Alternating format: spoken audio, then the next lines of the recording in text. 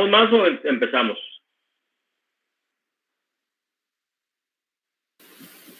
Empecemos. Estamos listos. No sé qué dijo que estamos, pero vamos a hacerle caso.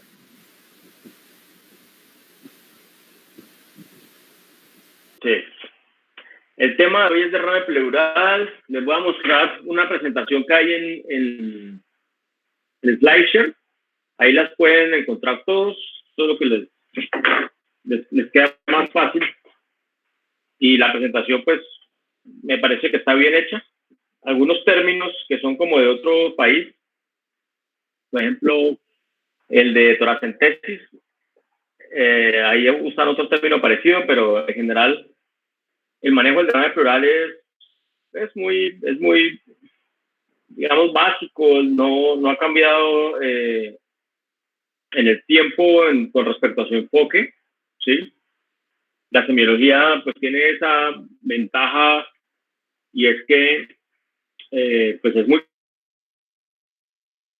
clásica con el tiempo, lo que puede hacer que se confíen, pero es la base de la medicina. Les cuento algo aparte, o sea, como en ese contexto, pero pues como una opinión personal, y es que la medicina parece que estuviera cambiando mucho con el tiempo, porque nos gusta mucho la novedad a los seres humanos.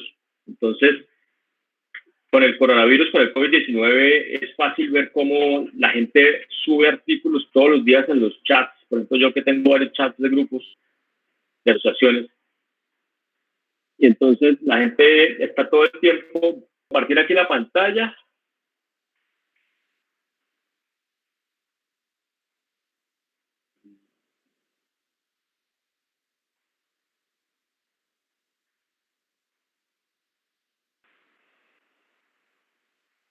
La definición, luego la epidemiología, la anatomía de la pleura, la fisiopatología, las manifestaciones clínicas, el diagnóstico y el tratamiento. Los artículos que les mandé, espero que los hayan disfrutado. Son muy buenos, es una selección para ustedes, está bien para que empiecen a aprender de derrame pleural porque lo van a ver toda la vida. El derrame pleural es la acumulación patológica de líquidos del espacio pleural. Como ya vieron, como ya saben, la pleura normalmente tiene una cantidad de líquido muy pequeña y pues lo normal es que ni siquiera se vean las radiografías. Esta condición del derrame pleural no es por sí misma una enfermedad, sino que es como una manifestación de un desequilibrio que hay, tanto que puede ser por la producción del líquido o por la reabsorción. Entonces, primer tip que les dejo con respecto al derrame. El derrame pleural no es un diagnóstico. No lo coloquen en los diagnósticos porque no es un diagnóstico, ¿sí? Puede ser un síndrome, como síndrome, sí, síndrome de derrame pleural podrían colocarlo, pero derrame pleural no es un diagnóstico.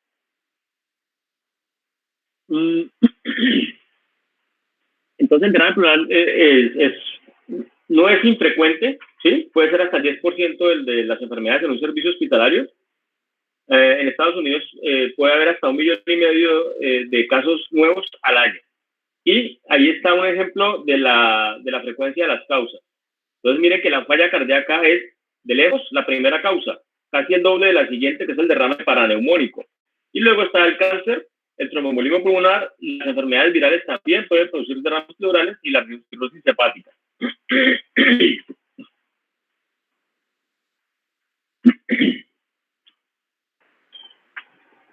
Ahí está la anatomía de la pleura, una pleura visceral que recubre la superficie del pulmón y es una membrana semipermeable, ya que deja pasar algunas moléculas y el líquido. El espacio pleural, que se le llama espacio virtual porque es un espacio que normalmente no existe porque el líquido pleural es tan pequeño que las hojas viscerales y parietales de la pleura están casi que pegadas. Pero, pues cuando se llenan de líquido, pues se vuelve un espacio real. Tiene más o menos 10 a 20 micras de ancho y el líquido pleural está contenido en ella y es un líquido normalmente claro e inodoro. La pleura parietal entonces va a revestir toda la superficie interna del tórax, excepto la región del ilio, que es por donde entran las estructuras que vienen del mediastino. Y tiene unos estomas que miden de 2 a 10 micras. Entonces, y esta pues también es una membrana semipermeable. Entonces miren cómo hay Perdón. Miren cómo hay unos estomas, que son unos espacios a través de los cuales pueden pasar moléculas. Esos estomas son importantes cuando ustedes piensan en la fisiopatología, porque es a través de ellos por los cuales el derrame pleural puede ser de determinado tipo, o sea, puede ser un exudado o un transudado. El líquido pleural entonces está formado a partir de vasos sistémicos de las membranas pleurales. O sea, el líquido pleural finalmente viene de la sangre y se produce más o menos 0.1 a 0.2 mililitros por kilo, o sea,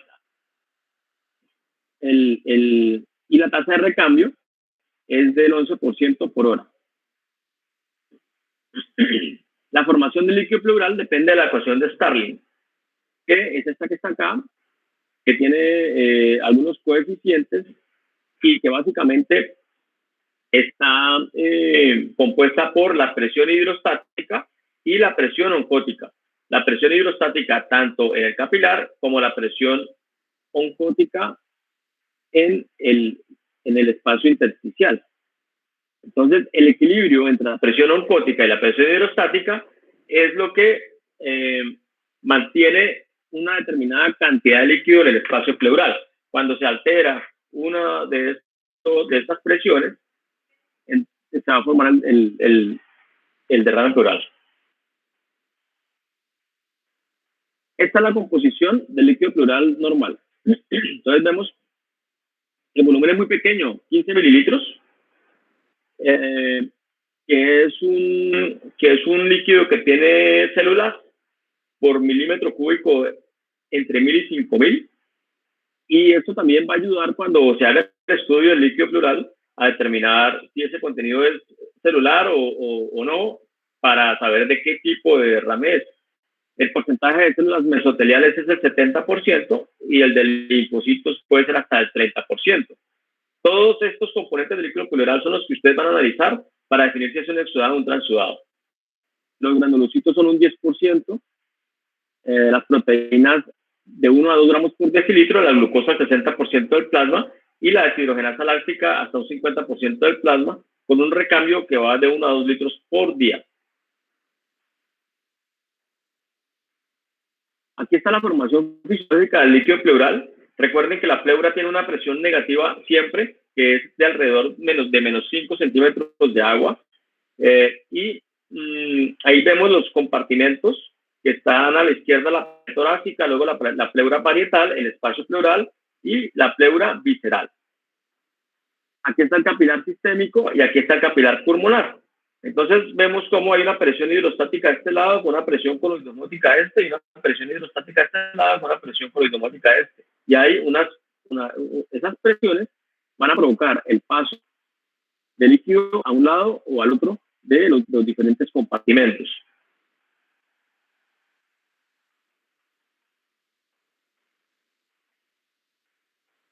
Entonces, la acumulación de líquido en el espacio pleural puede ocasionarse por el aumento de la presión hidrostática, por el descenso de la presión oncótica, por el aumento de la presión negativa del espacio pleural, por el aumento de la permeabilidad capilar, por alteración del drenaje linfático y por el paso del líquido a la cavidad peritoneal. O sea, miren todos los mecanismos que hay de acumulación de líquido.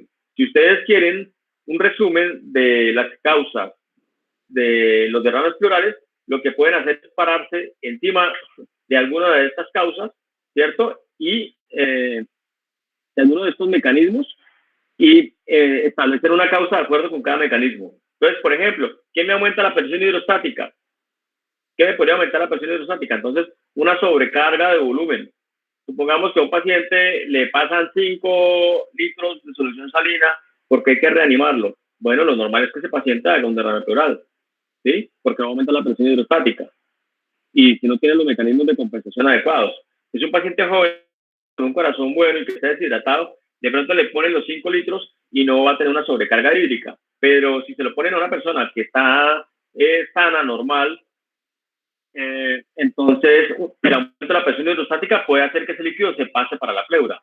Y así, una por una de estos mecanismos, ustedes le pueden ubicar una causa subyacente y es el análisis que deben hacer para tener un derrame pleural. A partir de un esquema mental que tenga en cuenta la fisiopatología.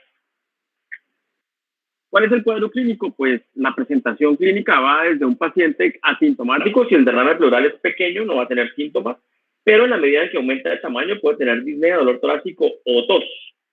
Aunque recuerden que no solamente el derrame pleural da síntomas. Si usted tiene un derrame pleural por falla cardíaca, puede tener síntomas por el derrame pleural, como el ahogo o la disnea, el dolor torácico y la tos, pero también va a tener síntomas propios de la falla cardíaca. Lo mismo si tiene una neumonía. Si tiene una neumonía, puede tener síntomas por el derrame, como el dolor torácico tipo pleurítico. Ustedes ya saben cuál es el dolor tipo pleurítico, ¿cierto? Dolor torácico punzante que aumenta con la inspiración y que está localizado. Pero además, la neumonía también le da fiebre y le da expectoración purulenta. Entonces, se debe establecer los síntomas del derrame y los síntomas de la enfermedad que lo está ocasionando. Bueno, cuando se sabe cuál es la enfermedad que lo está ocasionando. Porque a veces ustedes pueden tener un derrame pleural y no saber qué enfermedad lo está ocasionando. Entonces, aquí tenemos los tres síntomas principales: disnea, dolor torácico y tos. La disnea ocurre porque hay un aumento del volumen intratorácico o por compresión del pulmón subyacente, que es un derrame pleural muy grande que comprime la mitad del pulmón. Entonces, pues ese pulmón no se va a poder insuflar de manera normal y eso va a disminuir el intercambio gaseoso y va a alterar y va a producir disnea.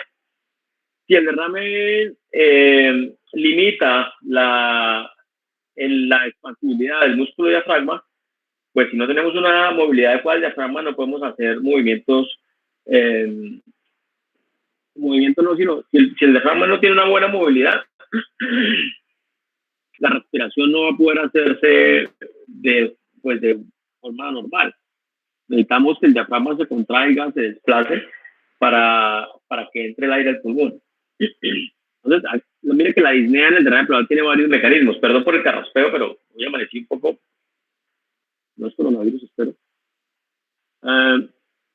Entonces, y la intensidad de los síntomas va a estar relacionado con el tamaño del derrame pleural. ¿Sí?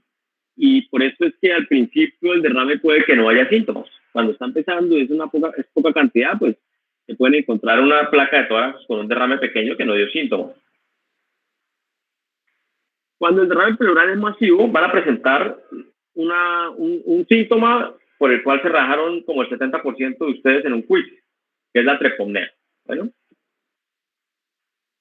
entonces el dolor torácico es clásicamente de tipo pleurítico, que es un dolor localizado que aumenta con la inspiración y con la tos, que se puede irradiar, pero casi siempre es localizado, con una picada. Bueno, y se puede irradiar al hombro de la región cervical posterior del mismo lado que está el derrame, y esto es patognomónico del compromiso de la pleura que está pegada al diafragma. Acuérdense que la pleura está cubriendo toda la superficie pulmonar, incluso las bases. Si el derrame pleural es por un mesotelioma, pues el dolor es continuo en lugar de pleurítico. ¿Sí? Porque es que el mesotelioma es pues las células que forman las paredes de la pleura, son células mesoteliales. O sea que ahí ya el dolor va a ser continuo porque va a haber compresión de nervios. Y la infiltración tumoral de la costilla pues también puede dar un dolor continuo.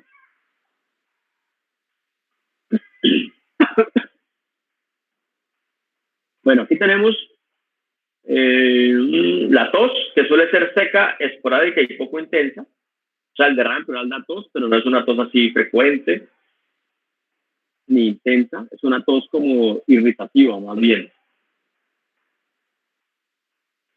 Y aquí están algunas manifestaciones clínicas de utilidad diagnóstica. Entonces, a la izquierda están los síntomas y los signos, y a la derecha las causas del derrame. Por ejemplo, la expectoración purulenta los va a hacer pensar en derrame con neumonía. Si tiene fiebre, en una infección, ya sea por bacterias o por tuberculosis, o un empiema, que es la pus en el espacio pleural.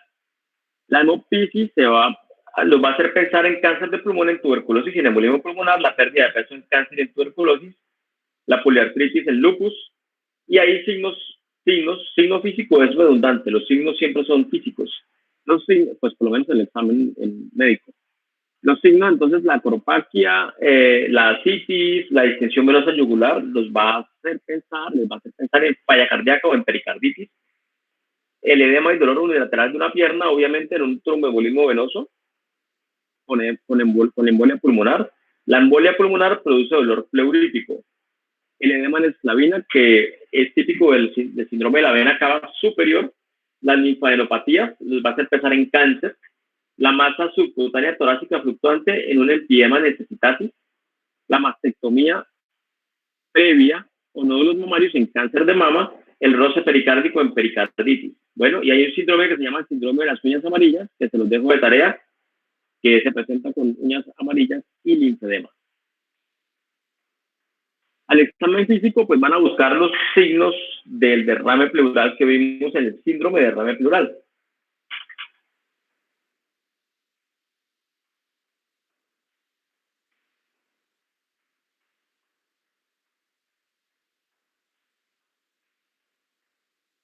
Entonces aquí vemos a la inspección en la palpación, el abombamiento del hemitórax, el aumento de la frecuencia respiratoria, en la percusión.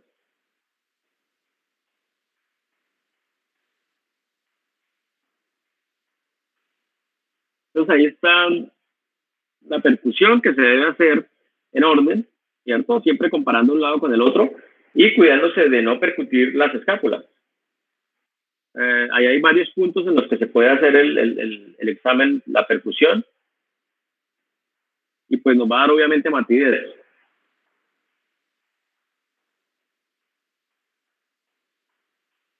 Ahí está la curva de Damoiseau, que es una línea parabólica de convexidad superior que forma el límite superior del derrame pleural. Entonces el derrame está acá, la línea de Damoiseau estaría por acá. ¿Sí?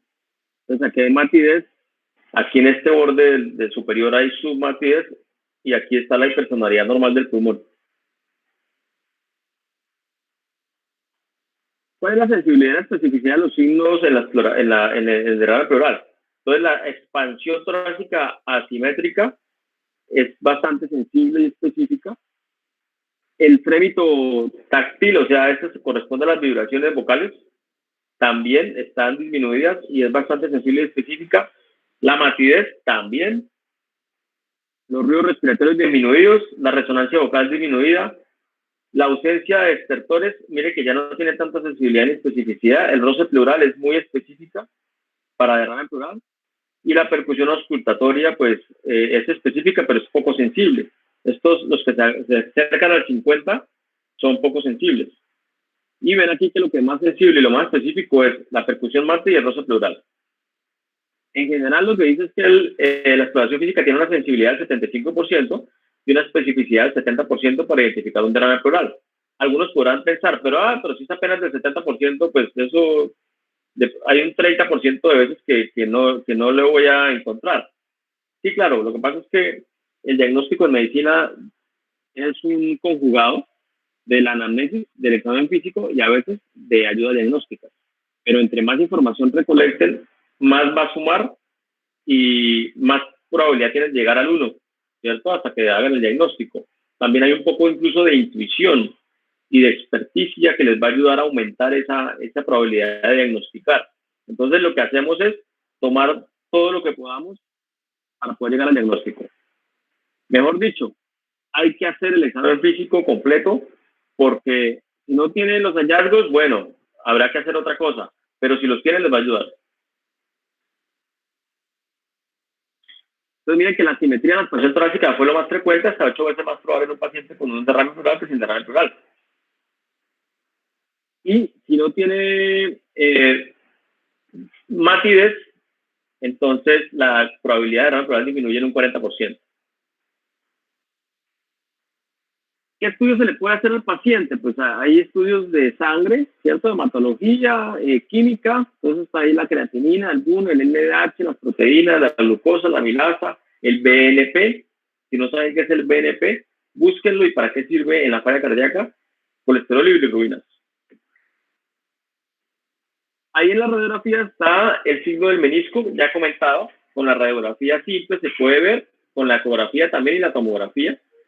Para que se vea en una radiografía lateral, 75 mililitros es suficiente, pero para que se vea en una radiografía posterior anterior, ya debe tener más de 200 mililitros el derrame pleural, si no, no se ve. ¿Por qué? Porque se va por gravedad para los recesos costodiafragmáticos. Si tienen dudas o si quieren saber si el derrame está tabicado, pueden tomar una placa en decúbito lateral donde van a ver la diferencia con la placa del paciente de pie. Y si el líquido está libre, pues se va a desplazar por la gravedad y además pues se puede medir qué tan grande es el derrame midiendo la línea que se forma en el borde superior cuando el paciente está acostado. Ahí hay una placa con un derrame pleural masivo con desplazamiento del mediastino.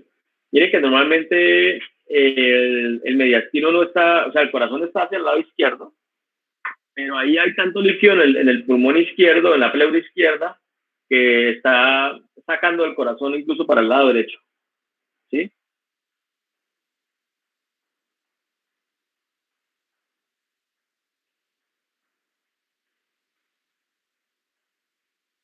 Fíjense que no hay, aquí no se alcanza a ver bien el receso costodiafragmático. Mira, aquí sí está, aunque la placa está mocha, aquí está el receso y aquí no se alcanza a ver tan bien. Y aquí no se ve absolutamente nada del receso costodiafragmático, o sea, el ángulo costodiafragmático. Eso es lo que ustedes van a mirar en un derrame, ¿no? Que no se vea el ángulo o que haya signo de menisco además.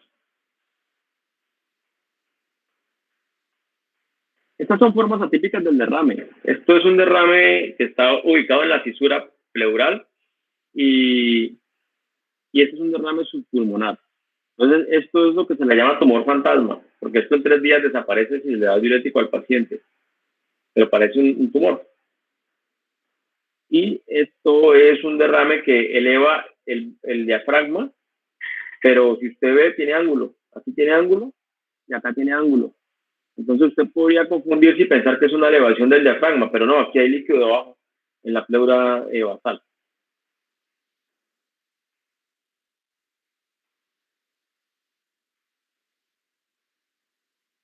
La ecografía torácica ayuda a diagnosticar el derrame. Aquí se ve la foto de cómo se ve el líquido y se utiliza. Los neumólogos en Europa hacen ecografía pleural y ecografía pulmonar. Así como la medicina es un negocio, entonces los médicos están peleándose por quién hace los procedimientos,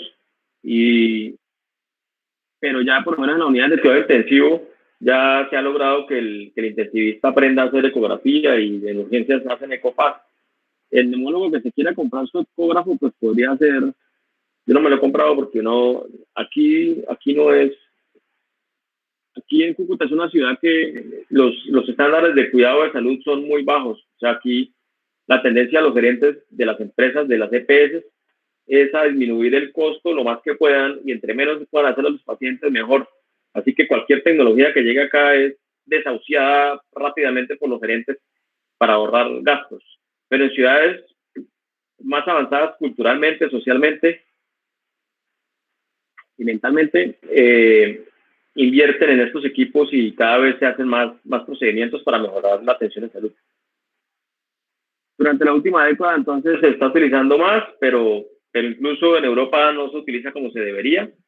¿Por qué? Porque la ecografía podría rápidamente, sin irradiar al paciente, darnos una idea de cuánto líquido hay e incluso dejarnos inmediatamente tomar muestras.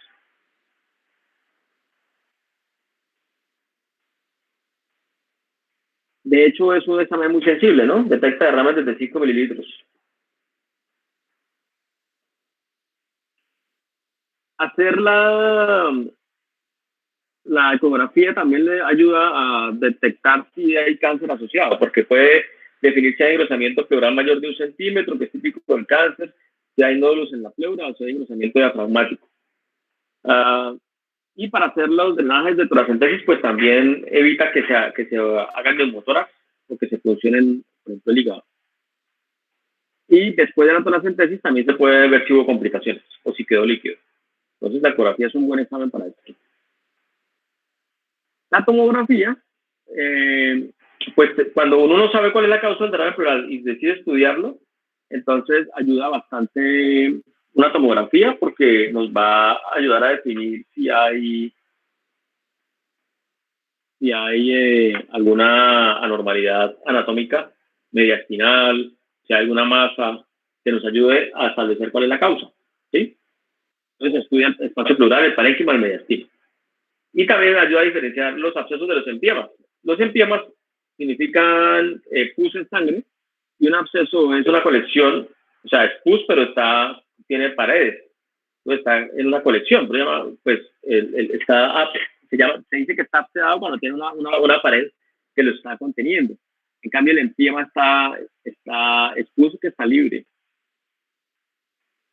Y se revisa el ángulo en relación con la pared torácica, porque cuando el ángulo es agudo, probablemente la causa es un absceso, pero si es un obtuso es un empiema. Si es obtuso es empiema. Por ejemplo, ahí en este TAC, estos ángulos son obtusos. ¿Obtusos por qué? Porque tienen más de 90 grados. Casi nadie entiende esto cuando uno lo dice, lo de los ángulos, pero porque no tienen buenas bases de geometría. Pero dibujen un ángulo agudo y un ángulo obtuso y imagínense que la lesión forma un ángulo agudo o forma un ángulo obtuso. Si dibujo un ángulo agudo es un absceso, si dibujo un ángulo obtuso como en la foto es un empiema. La tomografía por emisión de positrones se hace solamente en determinados pacientes y la resonancia no se utiliza normalmente para ver derrame, se utiliza para ver tejidos blandos. El típico paciente que llega diciendo, hagan una resonancia porque yo quiero ver bien el pulmón, pues no, la resonancia no sirve para ver pulmón. ¿Listo? Broncoscopia. La broncoscopia se hace cuando coexisten síntomas bronquiales, si hay hemoptisis, si hay cambios en la tos o la expectoración.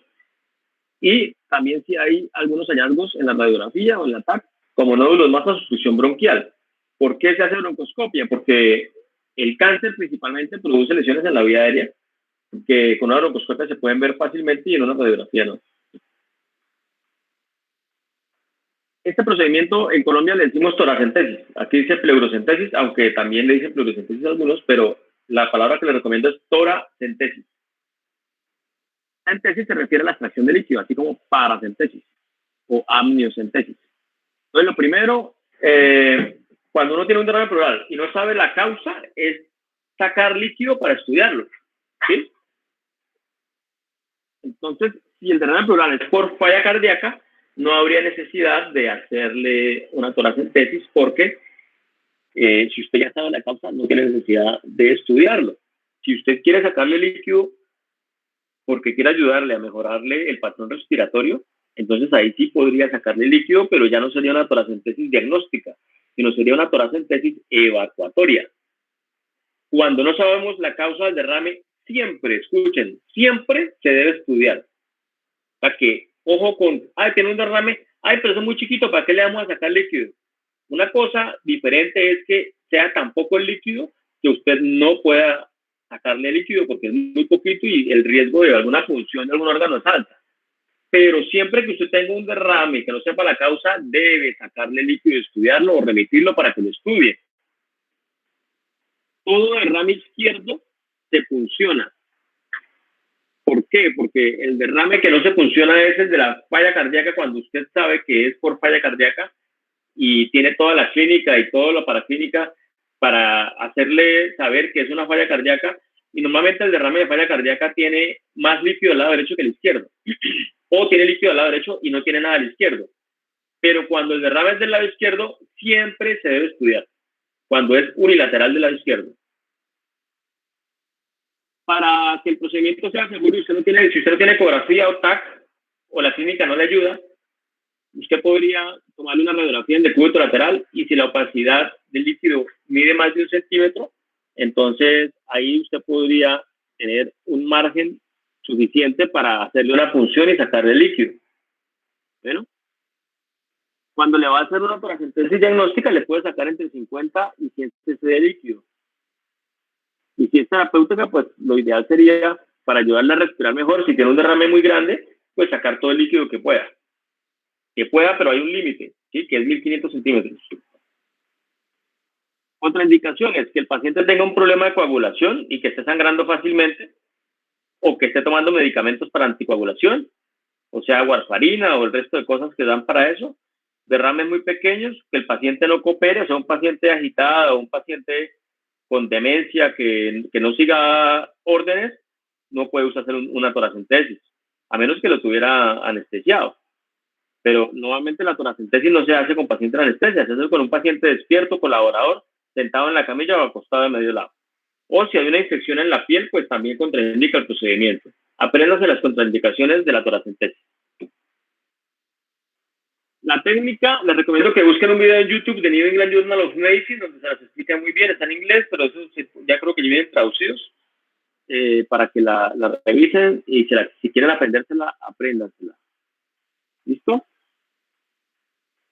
Ahí está el paciente sentado con los brazos elevados sobre la mesa para darle más chance al espacio intercostal, a los espacios intercostales, para que sean más anchos y usted pueda meter la aguja fácilmente. ¿Qué complicaciones tiene la toracentesis? Puede haber una reacción vagal que hasta el 15% se da, que les da mareo, les da sensación como de náuseas, pero eso les pasa rápidamente. A veces hay neumotórax, ¿sí? Un 4 a 6%, y cuando le sacan mucho líquido puede haber un edema pulmonar por reexpansión. Y en un 2 a 15% no se logra sacar líquido. Por eso en pacientes complicados es mejor hacerlo bajo guía ecográfica. ¿Cuándo se solicita placa de tórax postfluorescentesis? No se pide de rutina, solamente si se aspiró aire durante el procedimiento, porque pudieron haber fusionado la pleura y haber hecho de pronto, la pleura no, sino pudieron haber fusionado el pulmón, ¿sí? Porque la idea de que usted meta la aguja es sacar líquido, no sacar aire. Si le da dolor en el pecho, ahogo o hipoxemia, o sea, que usted le tome una saturación y empiece a bajar, o que el paciente después de que se haga la función empiece a referir disnea, si le tuvo que funcionar muchas veces, también le pide radiografía de tórax, y si el paciente está sedado o se encuentra en la UCI, también le pide radiografía de tórax. ¿Por qué? Porque no le puede decir si tiene ahogo o si tiene dolor de pecho. ¿Cómo se ve el líquido? Pues con el color usted ya puede ir pensando en un diagnóstico, ¿no? Si es amarillo pajizo, frecuentemente sin significado específico. Si es rojo, pues puede ser porque usted funcionó un vaso, que a veces pasa, o porque fue una punción traumática. Si es turbio, pensar en que es pus, pues la pus, el color pues se va a ver fácilmente. Si es como aspecto de leche, puede ser un quilotórax. Si es negro, una infección por hongos. Si es amarillo, verdoso, artritis. Si es pus en empiema. Y si es viscoso, en un mesotelioma. Entonces el líquido pleural puede ser un transudado o un exudado. Si es un transudado, van a pensar en que la causa sea una enfermedad sistémica. Y si es un exudado, que sea una enfermedad local, sea una enfermedad propiamente de la pleura. Los criterios de Light, que los describió el doctor Richard Light en 1972. El doctor Richard Light ahí estaba joven, pero pues él todavía, yo creo que ya murió. Yo lo alcancé a ver en un congreso en Panamá hace como 6 años y todavía daba las charlas sobre derrame pleural. No hay criterios todavía que superen los criterios de Light para diagnosticar un exudado o un transudado. Ahí están los tres valores que se miran para los criterios de Light. La relación de proteína, esta fórmula está mal, es la relación de proteína pleural sobre proteína sérica, debe ser menor de 0,5. La relación de DHL, o sea, de deshidrogenasa láctica de líquido pleural sobre sérica, que debe ser menor de 0,6. Y la tanto deshidrogenasa de líquido pleural que sea mayor de 2/3 del límite superior de la sérica. Entonces, estos 3 criterios, cuando usted tiene uno anormal, hace el diagnóstico de exudado. Pero si los 3 son normales, es un transudado. O sea, si usted tiene la relación de proteínas aumentada, es un exudado. Y si tiene la relación de DHL aumentada, es un exudado también. Y lo mismo con el tercer criterio.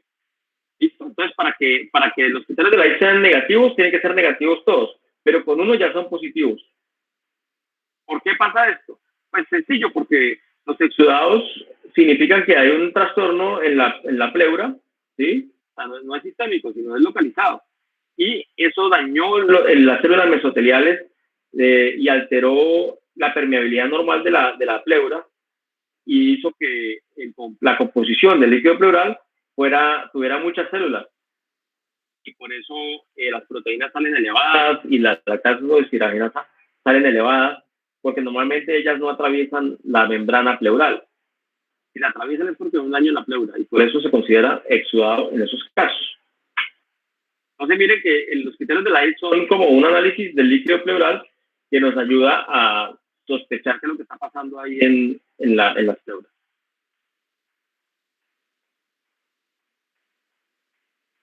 ¿Qué limitaciones tienen los criterios de Light? Que el 15 a 20% de los transudados los clasifica como exudados. ¿Sí? O sea, tiene unos falsos positivos un poco altos. Y sobre todo cuando recibieron diuréticos. Al paciente que tiene falla cardíaca y que le han dado diuréticos por furosemida, tiene riesgo de que, aunque sea un transudado, termine con la composición propia de un exudado. Entonces, hay que tenerlo en cuenta en el análisis. Y un ProBNP mayor de 1500 picogramos por mililitro indica un transudado por insuficiencia cardíaca. O sea, esta hormona nos ayuda a diagnosticar también si es un transudado o un exudado, porque esto elevado es muy probable que tenga una falla cardíaca, y la falla cardíaca es la causa más frecuente de derrame pleural y generalmente es un transudado. Hay otros criterios que se pueden usar como el colesterol, ¿sí? Se han encontrado niveles de colesterol en algunos estudios que mayor de 60, que mayor de 90, de 43, la relación de colesterol líquido pleural sobre colesterol sérico, o la relación de albúmina también, albúmina sérica sobre albúmina líquido pleural, cuando es menor de 1.2 también nos ayuda a distinguir. Ese de la albúmina es un buen criterio que se puede usar. Sobre todo ese de la albúmina ayuda mucho cuando el paciente ha recibido diuréticos. Cuando la glucosa está disminuida, o sea, por debajo de 60 miligramos, es compatible con un derrame paraneumónico complicado, o neoplasia, o tuberculosis, o artritis. O sea, medir la glucosa en el líquido pleural nos ayuda también, nos ayuda también a establecer la causa del derrame pleural. El pH también generalmente se debería hacer con una máquina de gases arteriales para que sea confiable, pero pues la muestra tiene que llevarse rápidamente a la máquina de gases, corriendo a la máquina de gases para que sea confiable, porque si no se coagula y no es confiable. Cuando está a menos de 7.2 el pH, eso indica un derrame complicado generalmente, ¿sí? Si es infeccioso es complicado, o tiene un empiema, o puede también tener otra causa como cáncer, como tuberculosis, ruptura esofágica o artritis. La amilasa superior al límite normal de la sangre hace sospechar pancreatitis o ruptura del esófago o neoplasia. Los eritrocitos aparecen en el líquido cuando está rojo, sanguinolento, y hacerle el hematocrito al líquido pleural ayuda a determinar si es un hemotórax. Entonces, si el hematocrito en el líquido pleural es entre 25 y 50%, significa que lo que hay ahí es sangre. Y si es del 1 al 20%, puede ser simplemente trauma o puede ser un tromboembolismo pulmonar o una neoplasia. Y si el hematocrito es solamente menor del 1%, entonces es no significativo. ¿Por qué hemotórax? Pues porque en la pleura no solamente se acumula agua. Si usted tiene un trauma, por ejemplo, una herida por arma cortopunzante en el tórax, puede romper vasos y el derrame pleural puede ser simplemente sangre que se está extravasando, y el hemotórax debe diagnosticarse pronto porque se puede coagular y esto es una complicación importante que puede hacer que se sobreinfecte el paciente y limitar mucho su capacidad respiratoria. Los linfocitos, cuando son más del 50% del líquido pleural, nos hace pensar sobre todo en tuberculosis. Cuando el exudado es monocítico, le llama monocítico, probablemente es porque los linfocitos tienen más del 50% de su composición, que no es normal. Y en Colombia lo más común es la tuberculosis. Y hay otras causas también de exudado monocítico o linfocítico. El linfoma, la micosis, la neoplasia, la sarcoidosis y la artritis, pero lo más común es TB. Ahí hay una lista de causas de derrame pleural, la falla ventricular izquierda, la cirrosis hepática, la hipoalbuminemia, la diálisis, pacientes con sobrecarga por falla renal. Y hay otras causas menos frecuentes. Y en el exudado, lo más frecuente es el derrame por neumonía, que se llama derrame paraneumónico. Creo que tiene un artículo sobre eso. El derrame por cáncer y el derrame por tuberculosis. Entonces ahí están las causas más frecuentes de transudado y de exudado. Apenas las causas más frecuentes. ¿Cómo se hace el diagnóstico? Entonces primero la clínica, luego las imágenes, luego el análisis del líquido pleural. Si con el líquido pleural no se logra establecer un diagnóstico, hay que hacer una biopsia de la pleura y luego hacer el seguimiento. ¿Qué pasa ahorita aquí en nuestra realidad cucuteña y chipchombiana? Las biopsias pleurales casi no se hacen. Porque no se consiguen las agujas, porque pues el rendimiento no es tan alto. Muchos pacientes, o sea, hay de todo, ¿no? Ahí están los extremos. Está el paciente con derrame pleural, que ni siquiera le hacen un estudio de líquido pleural, sino que van y lo operan de una vez para hacer una biopsia de la pleura por toracoscopia. Esto no se debe hacer. Siempre los procedimientos, y apréndanselo de una vez para toda la vida, porque es un principio de la medicina. Uno va de lo menos invasivo a lo más invasivo.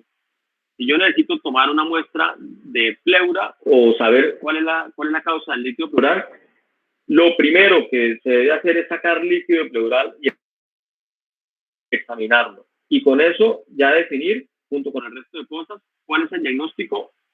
Y en caso de que esto no sea certero, para hacer el diagnóstico, ya se piensa en hacer una biopsia de la pleura. Pero no se le hace una biopsia pleural a un paciente si no tiene un examen del líquido pleural previamente hecho por alguien que sepa, o sea, por un neumólogo. ¿Listo? Porque casos se ven, ¿no? Entonces no falta el médico general, que los he visto, que dicen, este paciente tiene un líquido pleural, tiene un derrame pleural, y voy a llamar de una vez al cirujano para que le saque una biopsia de pleura para ir a la fija. Eso no se hace, ¿sí? Si fuera su papá, su mamá o su abuelo, no le gustaría que le hicieran una toracoscopia, que es una cirugía muy grande, solamente porque no quiso sacar el líquido pleural. Claro, la toracoscopia vale mucho más que sacar el líquido pleural, pero eso es otra razón más para no hacerla sin examinar el líquido pleural, porque sacar el líquido pleural es una toracentesis que puede hacer en 20 minutos y no vale casi nada. En cambio, una cirugía requiere programación de sala, requiere cirujanos, requiere muchos equipos, puede demorar 1 hora y a veces necesita operatoria. Entonces, la diferencia es muchísima. Así que, primero con toracentesis. Entonces, aquí hay flujogramas. Este flujograma lo van a encontrar en casi todos los libros de neumología, en cualquier libro de semiología, en cualquier libro de medicina normal, tiene esto. Primero se establece si hay una cantidad adecuada de líquido pleural, si hay una cantidad suficiente para hacer el diagnóstico, o sea, para que sea importante, entonces se revisa si tiene falla cardíaca. Si tiene falla cardíaca y está descompensada, entonces pensamos que puede ser por esto el derrame. Se revisa si el derrame es asimétrico o no y si hay dolor torácico o fiebre. Y dependiendo de esto, pues se va a definir si se le da solamente diurético, si es una falla cardíaca, puro diurético y observación, porque en 3 días con diurético tiene que mejorar. Pero si el derrame persiste después de 3 días, hay que hacerle una toracentesis, porque ya no va a ser por falla cardíaca, porque una falla cardíaca mejora con el tratamiento, el derrame. Si no mejora, entonces se hace toracentesis y se le hacen los criterios de Light. Si tiene los criterios de Light positivos, se considera que es un exudado. Y se tiene que examinar las células, el diferencial, la glucosa, los citoquímicos, hacerle cultivo y BK. Siempre se le hace BK y se le hace AGA, que es un examen de adenosín de aminasa y cultivo de micobacterias. En Colombia, lo primero que se va a descartar si tiene un exudado linfocítico es tuberculosis. y para eso ayudan los niveles de ADA, que normalmente deben ser menores de 42. Si usted tiene un exudado linfocítico, o sea que la celularidad son más del 50% linfocitos, y tiene una ADA por encima de 42, lo más probable, si es un paciente joven, es que tenga una tuberculosis pleural. Si no, es un exudado y no da para tuberculosis, pensar en un tromboembolismo pulmonar. Ahora, si los criterios de Light no dan para exudado, sino dan para transudado, que es este lado del flujograma, entonces hay que tratar la enfermedad de base, que puede ser cirrosis o falla cardíaca principalmente. Este es el programa que ustedes deben aprenderse, y les recomiendo que se lo aprendan de una vez para que aprendan a enfocar el derrame pleural, porque se lo van a encontrar toda la vida. ¿Cómo se confirma la causa de un derrame? Pues si se encuentra la causa... O sea, en el análisis del líquido, en la biopsia, pues ya está listo. Pero a veces no se encuentran. A veces no se puede encontrar una causa aunque se le haga biopsia de todo. ¿Sí? Entonces, bueno, ahí ya esto va para manejo especialista.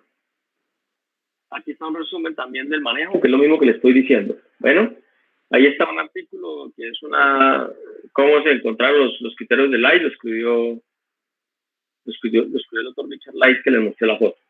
Aquí terminamos la presentación. Si tienen alguna pregunta, me la pueden escribir.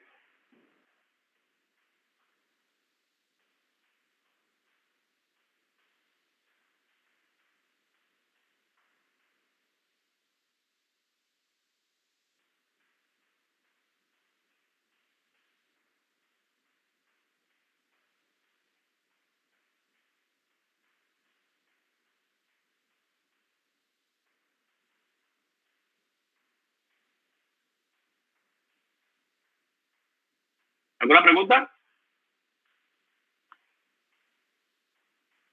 Bueno, entonces, como veo que no, pues léanse los artículos, los que no alcanzaron a leérselos todos, léanse los completos, expídense la presentación y queda pendiente la clase de anemia.